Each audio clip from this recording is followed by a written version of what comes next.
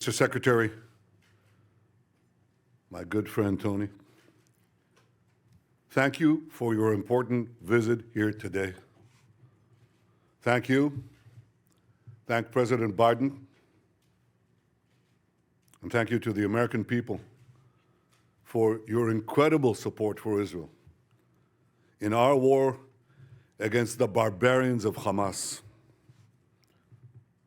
I thank you in English. I want to thank you in Hebrew as well.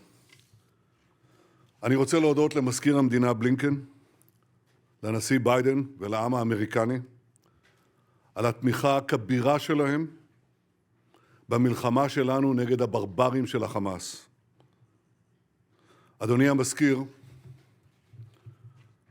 אתה בא הנה לעם כואב, עם לוחם, עם של אריות, עם שנחוש לנצח את כוחות הרשע מסביבנו.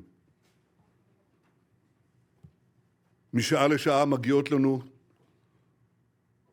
אנחנו שומעים על סיפורי הזוועה ועל סיפורי הגבורה. סיפורי הזוועה אומרים הכל עליהם, וסיפורי הגבורה אומרים הכל עלינו. והגבורה הזאת תנצח. Mr. Secretary, your visit is another tangible example of America's unequivocal support for Israel. Hamas has shown itself to be an enemy of civilization. The massacring of young people in an outdoor music festival,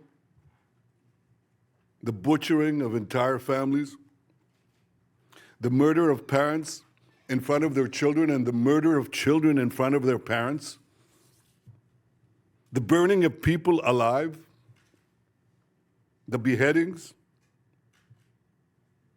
the kidnappings of a young boy, not only kidnapped, molested, hurt, attacked, and the sickening display of celebrating these horrors, the celebration and glorification of evil. President Biden was absolutely correct in calling this sheer evil. Hamas is ISIS, and just as ISIS was crushed, so too will Hamas be crushed. And Hamas should be treated exactly the way ISIS was treated. They should be spit out from the community of nations. No leader should meet them. No country should harbor them. And those that do should be sanctioned. Tony, my friend, I say to you, I say to all of us, there will be many difficult days ahead. But I have no doubt that the forces of civilization will win. And the reason that's true is because we understand what is the first prerequisite of victory. It's what you just said in our meeting. Moral clarity. This is a time, a particular time, a special time, that we must stand tall, proud, and united against evil. Tony, you are taking that stand. America is taking that stand. Thank you for being here today. Thank you, America, for standing with Israel today, tomorrow, and always.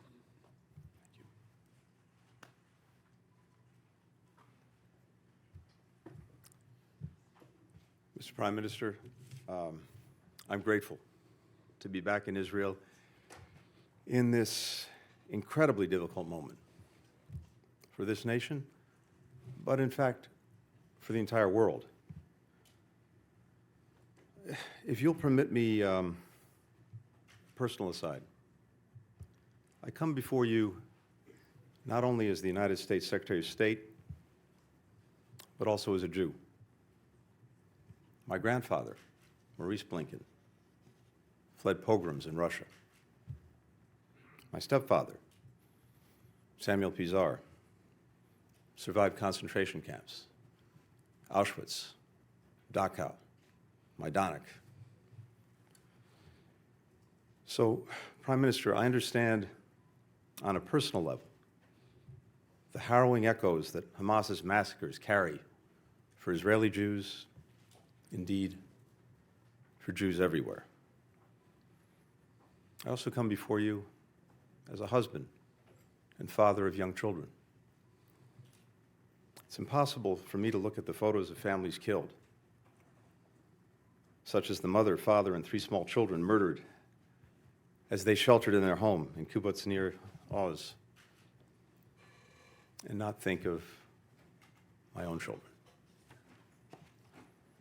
This was just one of Hamas's countless acts of terror. In a litany of brutality and inhumanity that, yes, brings to mind the worst of ISIS. Babies slaughtered, bodies desecrated, young people burned alive, women raped, parents executed in front of their children, children in front of their parents. How are we even to understand this, to digest this? And yet, at the same time that we've been shocked by the depravity of Hamas, we've also been inspired by the bravery of Israel's citizens. The grandfather who drove over an hour to a kibbutz under siege, armed only with a pistol, and rescued his kids and grandkids.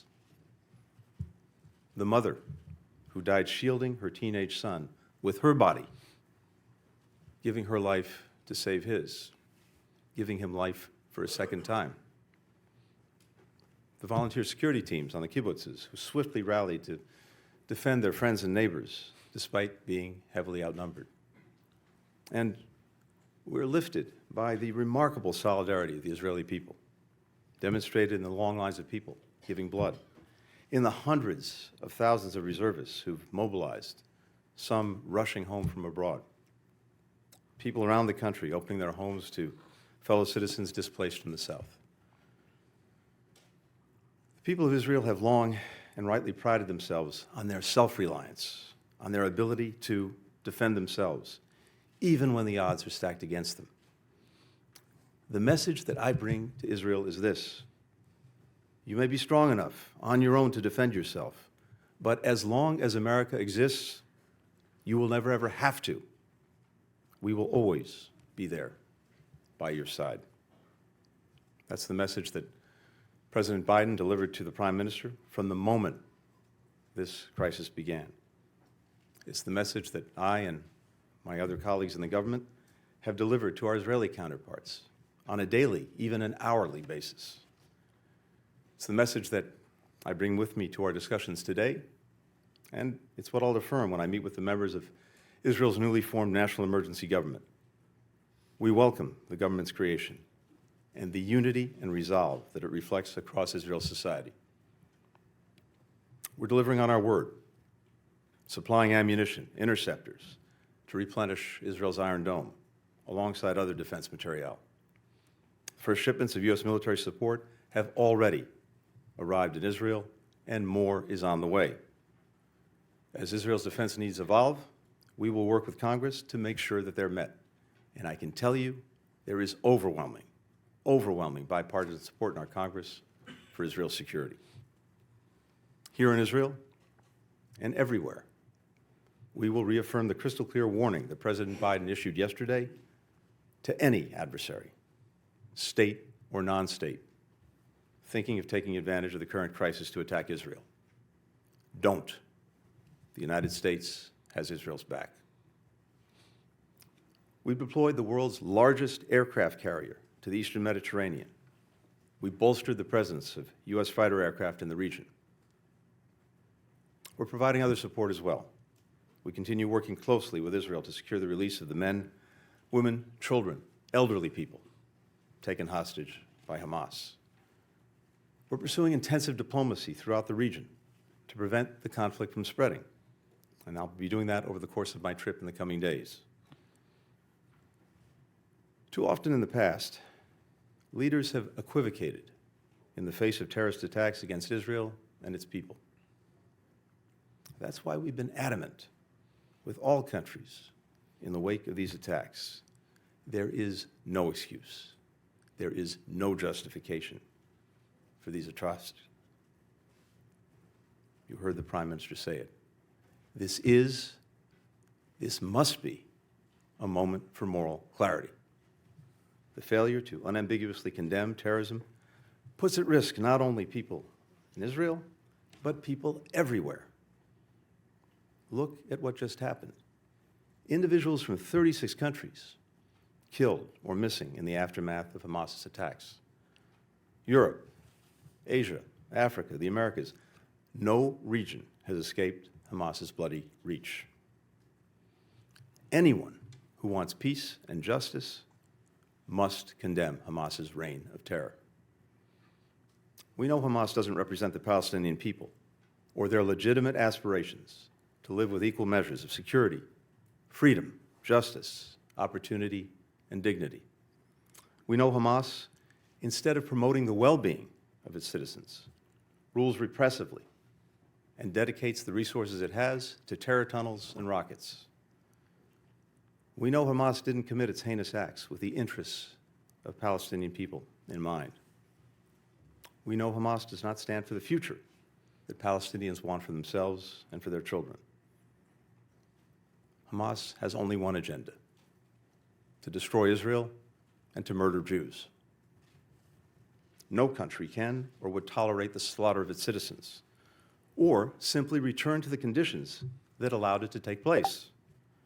Israel has the right, indeed the obligation, to defend itself and to ensure that this never happens again. As the Prime Minister and I discussed, how Israel does this matters. We democracies distinguish ourselves from terrorists by striving for a different standard, even when it's difficult, and holding ourselves to account when we fall short.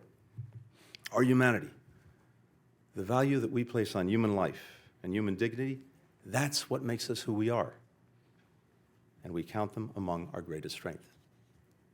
That's why it's so important to take every possible precaution to avoid harming civilians. And that's why we mourn the loss of every innocent life.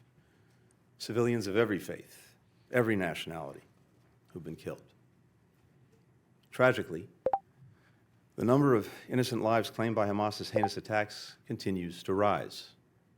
Among those, we now know that at least 25 American citizens were killed. We join families in Israel, in the United States, around the world, in mourning their immeasurable loss. Nearly 15 years ago, my stepfather, who I alluded to earlier, Samuel Pizar, came here to Yad Vashem to perform the mourner's prayer that he wrote to accompany Leonard Bernstein's Third Symphony, Kaddish. Reflecting on the unspeakable horrors that he'd endured as a boy in the Nazi concentration camps, he wrote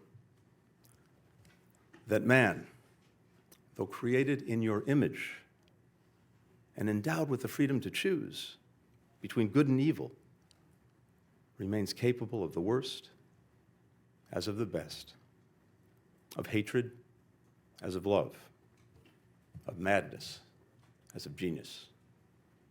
In this moment, where evil, hatred, and madness have once more taken so many innocent lives, we must stand together, resolved to confront what is worst among humanity with what is best.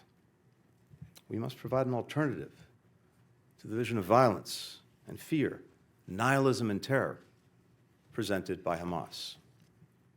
That is what the United States will do, standing with Israel, working together with its people, and all those in this region who remain committed to the vision of a more peaceful, a more integrated, a more secure, a more prosperous Middle East. Thank you very much.